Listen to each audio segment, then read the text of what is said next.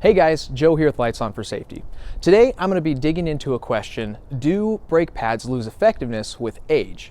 Now, this truck here behind me, my old 76 GMC, has brake pads in the front that have lots of pad material left on them. When I inspected them a couple of years ago when I bought the truck, I thought, shoot, I'm good for another 30 or maybe even 40,000 miles. However, I also realized pretty quickly that the rear brakes are doing most of the work and the front brakes are, I'm not going to say useless, but if I did, I probably wouldn't be wrong. So I decided to go ahead and take a $12 gamble on Amazon by getting some cheaper or lower quality AC Delco brake pads. And I'm going to go ahead and put them on this truck and see if I can get any more effective braking after that job. I figure worst case, I've got 2 hours and a bunch of editing and uploading and a video and the same brakes that I had before. But best case, I've got way more effective brakes, which could come in handy the next time I try to stop before I come up on a deer or something else that I really don't want to hit. So I'm going to go ahead and jump into it. So let's go. Now, one thing that's a little bit of a red flag is after pulling the wheel off, I can see that this rotor is slightly discolored right here.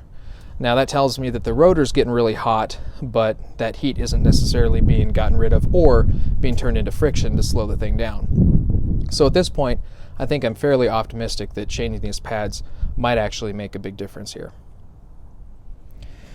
So looking at the new pad and the old pad, you can see that there isn't a tremendous difference in how much material is actually there.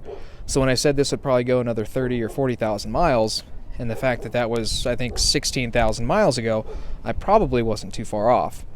Now, one thing I do notice about the new pad is it has these chamfers on both sides, and this has nothing. I know that they put these on here to reduce vibration or noise or something like that, or it helps align the pad.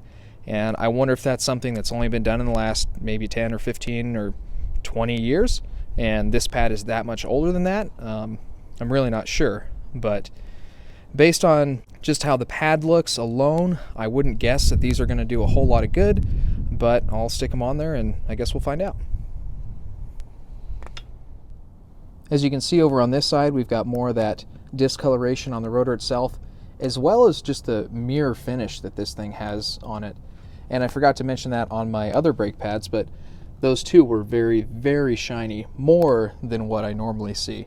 So I'm expecting within the next maybe 20 to 50 miles for those brake pads to be fully seated and mated together, and hopefully we'll be able to tell just exactly how much better the new brake pads are going to perform. I've put 80 miles on this truck since I replaced the front brake pads, and I've got to say it made a world of difference. Probably one of the best $12 I've ever spent on this thing. The biggest thing I noticed is that now, when I apply the brakes, I feel a lot more negative G-forces prior to the back brakes locking up. Now what that's telling me is that the front brakes are contributing a lot more where they used to not hardly do anything. On top of that, once the back brakes do lock up, I noticed that the more pedal effort I actually put into it, the more negative G-forces I'm experiencing after those back brakes are locked up, so my front brakes are continuing to add braking force. It used to be that once my back brakes locked up, that was it. I could stand on the pedal and it wouldn't make any difference. So, like I said, one of the best $12 I've ever spent.